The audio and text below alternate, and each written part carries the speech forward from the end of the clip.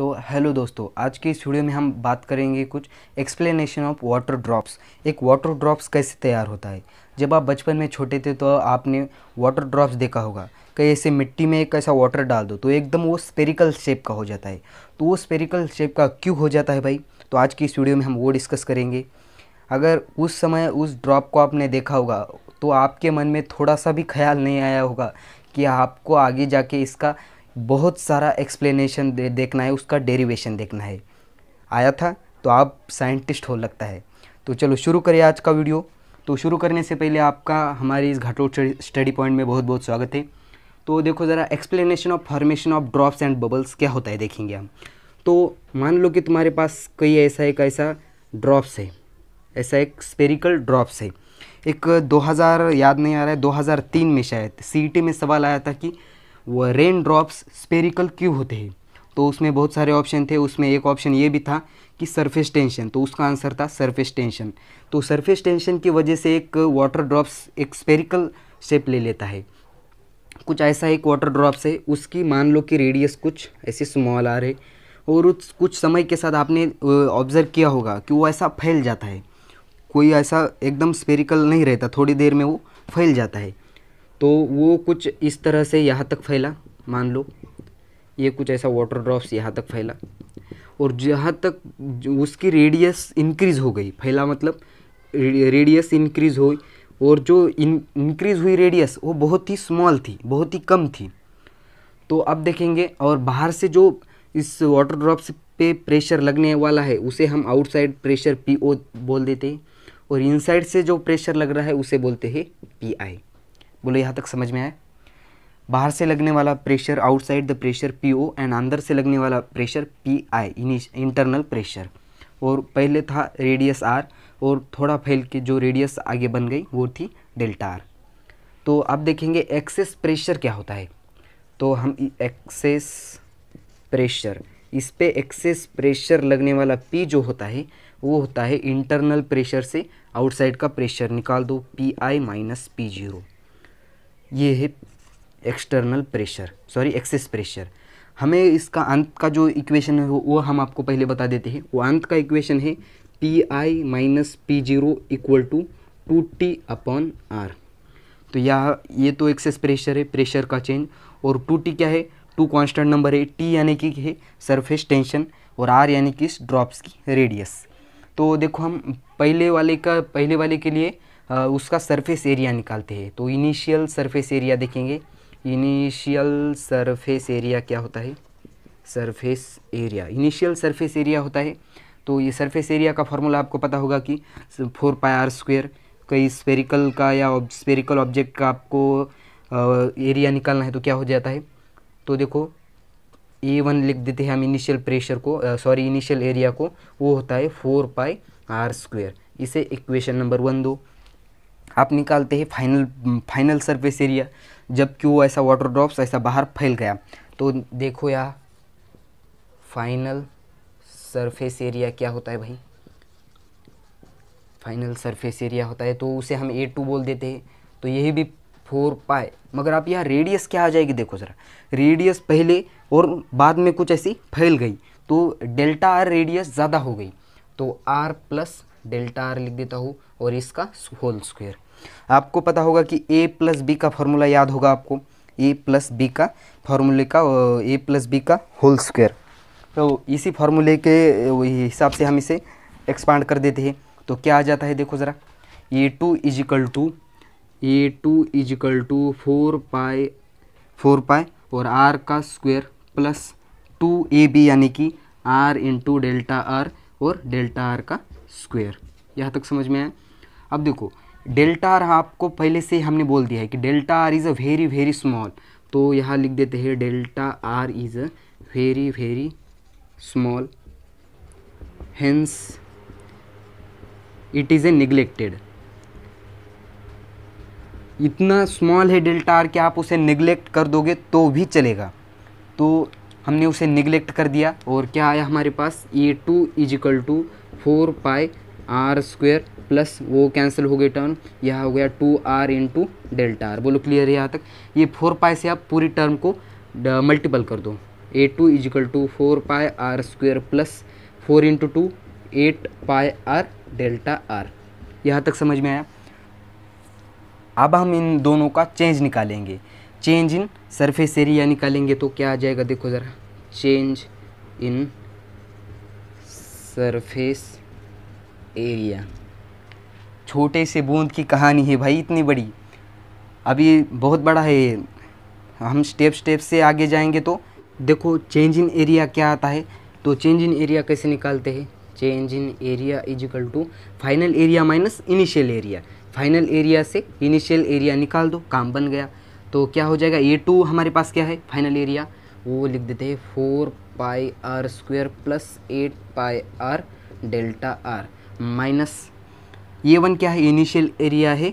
Initial area क्या है हमारे पास 4πr², तो 4πr²। बोलो यहाँ तक क्लियर है। अब देखो minus 4πr² plus 4πr² cancel हो गया, तो चेंज इन एरिया आ गया हमारे पास 8πr डेल्टा आर। यहाँ तक कहानी आपको समझ में आई होगी। क्या होगा, क्या हुआ है। सबसे पहले तो हमने एक्सेस प्रेशर निकाल लिया, तो इनिशियल सरफेस एरिया निकाल के हमने फाइनल सरफेस एरिया निकाल लिया। उसको ये फाइनल एरिया क्या हो गया, आर प्लस डेल्टा आर से बढ़ गया थोड़ा, तो हमने इसका ए प्लस बी का स्क्वायर होल स्क्वायर के फॉर्मूले से इसे सॉल्व एक्सप्लेन किया।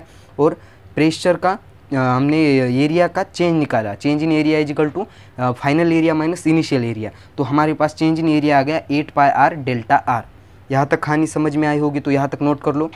तो आगे हम देखेंगे कि क्या देखेंगे आपको पता होगा कि आप relation between surface tension and surface energy, हमें यहाँ तक पहुँचना है, इस इक्वेशन तक। तो इस साइड का मिटा देते हैं और जल्दी से इसका स्क्रीनशॉट ले लो। ले लिया। अब देखो, अगर आपने relation between surface tension and surface area, surface tension and surface energy नहीं पढ़ी हो तो जाके पढ़ लो। उसी के बेस पे आगे वाली कंसेप्ट है, वो वीडियो में मैंने डिस्क्रिप्शन में लिंक दे दी है। तो देखो क्या हो रहा है यहाँ। अब relation between surface tension and surface energy यहाँ यूज करेंगे। Relation between surface tension and surface energy क्या होता है, तो वो होता है change in work equal to tension into change in area. ये फार्मूला है relation between surface tension and surface energy. ये चेंज इन वर्क यानी कि क्या है, सरफेस एनर्जी है, हमने वहाँ डिटेल से एक्सप्लेन कर दिया है। तो इस चेंज इन एरिया की वैल्यू, ये वैल्यू यहाँ पुट कर दो। तो change in area is equal to tension into 8πr delta r. तो देखो इस एरिया की वैल्यू उठा के इस एरिया की जगह रख दो। तो change in energy equal to T, ये क्या है 8πr डेल्टा आर। आप देखो चेंज इन वर्क डन का फार्मूला आपको याद होगा। Change in work done equal to क्या होता है, फोर्स इनटू डिस्प्लेसमेंट। डिस्प्लेसमेंट कितना हुआ, वो साइड की एरिया होता है, साइड का एरिया इंक्रीज होता है, चेंज इन आर। तो देखो अब देखो फोर्स की वैल्यू आपको पता है, फोर्स इजिकल टू क्या होता है, pressure into area. Pressure equal to क्या होता है, फोर्स अपॉन एरिया। तो force equal to pressure into area हुआ, तो इस प्रेशर की जगह क्या लिख देंगे हम, एक्सेस प्रेशर। तो force equal to PI minus P0 और एरिया की जगह 4πr²। अब ये वैल्यू फोर्स की यहाँ उठा दो और यहाँ की वैल्यू पूरी यहाँ रख दो। फिर से एक बार, इस फोर्स की वैल्यू इस इक्वेशन में रख दो और इस वर्क की वैल्यू यहाँ उठा के रख दो। तो देखो क्या हो जाएगा, change in work equal to इस फोर्स, ये देखो ये वाली पूरी इस इक्वेशन में हमने ये वैल्यू रख दी PI माइनस P0 यहाँ 4πr²। अब देखो चेंज इन वर्क क्या है, चेंज इन वर्क ये भाई यहाँ से यहाँ रख दिया T 8πr और ये delta r as it is यहाँ 8πr delta r equal to PI minus P0 और यहाँ 4πr² डेल्टा आर। अब यहाँ तक आप पहुँचने ही वाले हो, PI minus P0 two T upon r. तो देखो यहाँ से ये वैल्यू निकालनी हमें। तो PI minus P0 equal to T as it is रख दो 8πr डेल्टा आर और ये पूरी वाली टर्म इसके नीचे डिवाइडेड में भेज दी। तो 4πr² डेल्टा आर। अब देखो क्या क्या कैंसिल हो जाएगा, डेल्टा आर कैंसिल हो गया, एक आर से एक आर का स्क्वायर मर गया, तो पाई से पाई मर गया, तो 4 1 जा 2, 4 2 जा 8, तो क्या हो गया 2t और नीचे क्या बचा एक आर। तो ये एक्सेस प्रेशर आ गया P I minus P zero equal to क्या बचा 2 इंटू टी, 2t और नीचे एक बचा आर। आप आपके मकसद तक पहुंच गए हैं। बोलो समझ में आया यहाँ तक? हमने यहाँ कन्फ्यूज हो सकते हो, देखो ज़रा हमने वर्क का यहाँ वर्क कैसे ले लिया, relation between surface tension and surface energy. तो relation between surface tension and surface energy होता है change in work into tension into change in area.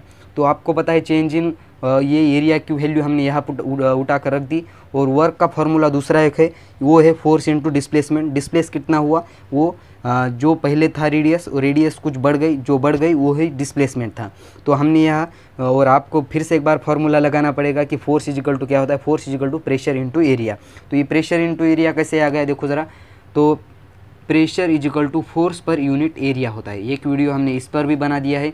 तो यहाँ से हमने force equal to pressure into area निकाल दिया, और एक्सेस प्रेशर आपको हमने पहले ही बता दिया था, initial pressure minus initial pressure upon outside का प्रेशर। तो ये वैल्यू उठा के रख दी, इस चेंज इन वर्क की जगह ये वैल्यू रख दी, और इस फोर्स की वैल्यू इस इक्वेशन में रख दी, बाकी का एज इट इज़। तो क्या हो गया, हमने P I minus P zero की वैल्यू निकालनी थी, इस साइड ले लिया, और ये पूरी टर्म इसके डिवाइडेड में भेज दी, 4 पाई आर स्क्वायर, डेल्टा आर से डेल्टा आर कैंसिल, एक आर से एक रेडियस का स्क्वायर मर गया, पाई से पाई कट हो गया, और 8 4 2 जा 8, तो यहाँ 2t और नीचे बचा r। तो P I minus P zero equal to 2t upon r आ गया। तो अब हम इस पर एक खूबसूरत सा सवाल ले लेते हैं, ताकि और अच्छे से आपको फील आए। CET में सवाल पूछे जाते हैं इस पर, तो इसे मिटा दे, MCQ टाइप का ले लेते हैं। पॉज करके नोट कर लो इसे, या इसका स्क्रीनशॉट ले लो। समझ रहे हो ना कैसी कहानी बन रही है यहाँ। सबसे पहले तो हमने उसका एरिया निकाला, चेंज इन एरिया निकालने से वो वैल्यू उठा के surface tension and surface energy के रिलेशन में रख दी, तो आपका काम हो गया। अब देते हैं आपको एक खूबसूरत सा सवाल। देखो एक क्वेश्चन है, एक मान लो कि ऐसा एक स्पेरिकल ड्रॉप है, ऐसा स्पेरिकल ड्रॉप है, और उसमें से वो ऐसा इसका डायमीटर है, वो तुम्हें डायमीटर ही फाइंड करना है, डायमीटर फाइंड करना है, इसका डायमीटर फाइंड करना है। तो उसके लिए तुम्हें पहले रेडियस फाइंड करनी होगी। तो इसके वाटर ड्रॉप पे जो एक्सेस प्रेशर दिया है वो तुम्हें दे दिया है P I minus P zero equal to, वो दिया है तुम्हें, ले लो 18 newton metre square, 18 newton metre square.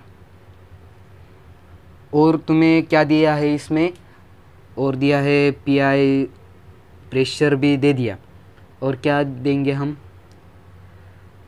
P I minus P zero 80 newton metres पर दिया, और जो वाटर का टेंशन होता है, वाटर का टेंशन भी दे दिया, वाटर सरफेस टेंशन दे देते हैं हम इसे, सरफेस टेंशन, वाटर का सरफेस टेंशन तुम्हें दे दिया है, वो है 7.27 इंटू 10⁻⁻² न्यूटन मीटर, ये दे दिया है टेंशन। और तुम्हें डायमीटर फाइंड करनी है, तो ऑप्शन दे दे हम।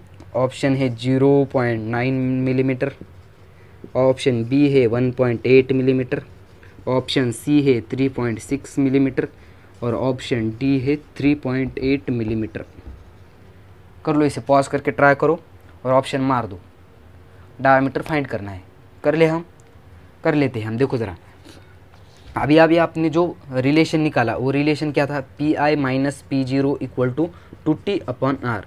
हमारे पास क्या क्या है, ये वैल्यू भी है, टेंशन भी है, और रेडियस हमें फाइंड करनी है। तो रेडियस को इस तरफ भेज देते हैं, r equal to 2 into T की जगह 7.27 इंटू 10⁻⁻² अपॉन नीचे क्या आ गया, P I minus P zero, excess pressure कितना था 18 न्यूटन मीटर स्क्वायर। अब देखो क्या हो जाएगा, इसे मैं ऐसे लिख सकता हूँ 8 इंटू 10⁻⁻1, तो ये ऊपर चला जाएगा, तो यहाँ 4 आ गया, 4 2 4 जा 8, यहाँ 4 आ गया, और ये वैल्यू ऊपर गई, तो क्या हो जाएगा 7.27 इंटू 10⁻⁻² इंटू 10⁻⁻1, ये प्लस का 10 ऊपर गया तो माइनस हो गया, ये हो गया मीटर। अब और नीचे क्या बचा 4। अब देखो 4 1 जा 1, 4 1 जा 1, कितना बचा 3 बचा, 4 8 ज़ा 32, तो 0.8, वो 7 निगलेक्ट कर दो तो भी चलेगा। तो कितना आ गया, रेडियस इज इक्वल टू आ गई हमारे पास 1.8 इंटू 10⁻³ मीटर। ये 10⁻³ मीटर निकाल दो तो क्या आ जाएगा, मिलीमीटर में कन्वर्ट कर दो इसे, तो radius is equal to 1.8 millimetre. Option दिख रहा है, मगर मारना नहीं है ऑप्शन भाई, हमें फाइंड करना है डायामीटर। तो डायामीटर कैसे फाइंड करते हैं, रेडियस का 2 गुना होता है डायामीटर, तो diameter is equal to 2 into r लिख देते हैं। 2 इंटू रेडियस आ गई थी 1.8 मिलीमीटर, तो इस कैलकुलेट कर दो तो क्या आ जाएगा 3.6 मिलीमीटर। तो ये है आपका डायामीटर। ऑप्शन नंबर क्या है सी, 3.6 मिलीमीटर। तो आज की इस प्रॉब्लम के साथ करते हैं ये वीडियो ख़त्म। अगर आपको ये वीडियो पसंद आया हो तो इसे लाइक कर दीजिए, शेयर कर दीजिए। अगर आप इस चैनल पे नए हो तो इस चैनल को सब्सक्राइब कर दीजिए, ताकि हम ऐसे ही फिजिक्स और केमिस्ट्री के वीडियो इस चैनल पर अपलोड करते रहते। तब तक के लिए वीडियो करते हैं ख़त्म, तब तक के लिए वेरी ऑल द बेस्ट।